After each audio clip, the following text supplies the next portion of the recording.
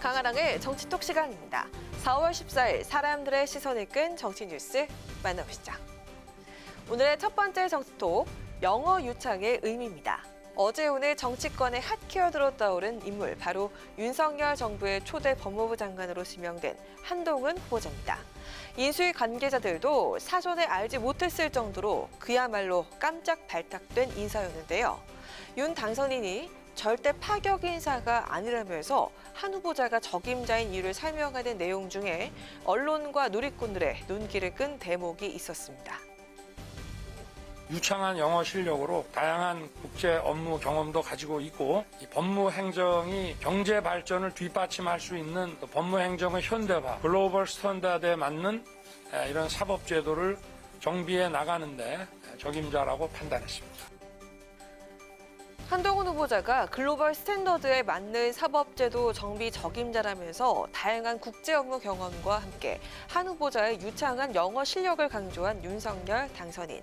인선 발표가 끝난 뒤 기자들과 만난 자리에서도 윤 당선인은 한 후보자가 미국 변호사이고 영어도 잘한다는 점을 다시 한번 부각했다고 합니다. 그렇다면 영어를 잘하는 것과 법무부 장관 업무가 어떤 관련이 있는 걸까요?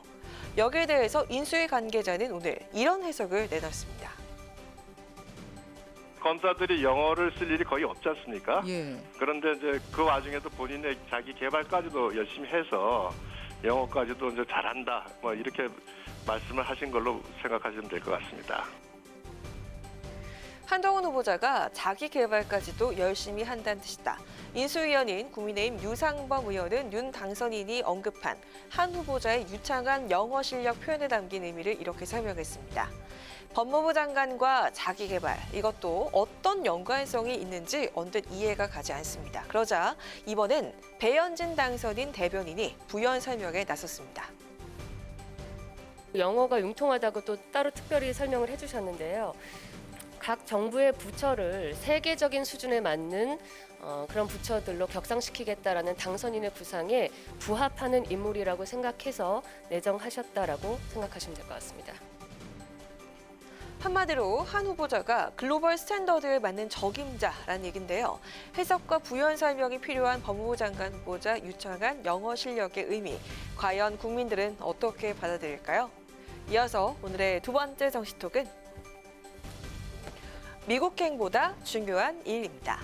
더불어민주당이 6일 지방선거의 최대 요충지인 서울을 전략선거구로 결정하면서 누가 전략공천 후보가 될지 정치권에 관심이 집중되고 있습니다.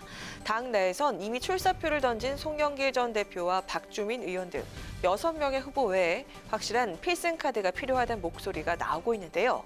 가장 유력하게 거론되는 인물, 바로 이낙연 전 대표입니다.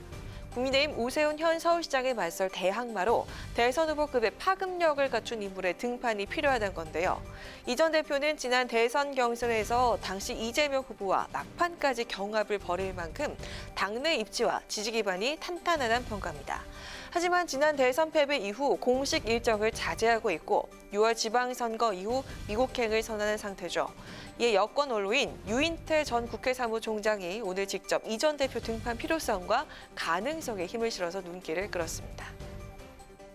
그 서울 지역 가령 의원들이나 또는 여러 정파를 초월해서 이렇게 추대를 한다고 그러면은 또 조금 상황은 달라질 수도 있겠죠. 미국 가는 비행기표 끊어놓으셨다고 그러던데. 그거야 그날까지 안 가면 큰일 나나요? 세상이 어떻게 되나?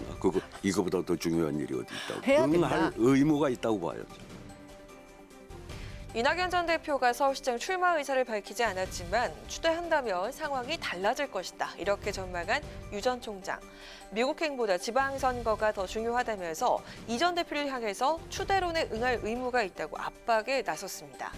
한편 당 내에서 가장 먼저 서울시장 출사표를 던진 송영길 전 대표는 이낙연 전 대표가 후보로 함께 거론되는 데 대해선 너무 좋은 일이라면서도 경선을 하지 않으면 원팀이 불가능하다며 추대론이나 전략공천 가능성에 대해선 비판적인 입장을 보였습니다. 하지만 당내 일각에선 이재명 상임고문이 이 전 대표에게 서울시장 출마를 직접 요청할 수 있다는 관측도 나오고 있는데요. 과연 이낙연 전 대표가 미국 계획을 접고 서울시장 선거에 민주당 구원 투수가 될 수 있을지 여부는 좀 더 지켜봐야겠습니다. 지금까지 강아랑의 정치톡이었습니다.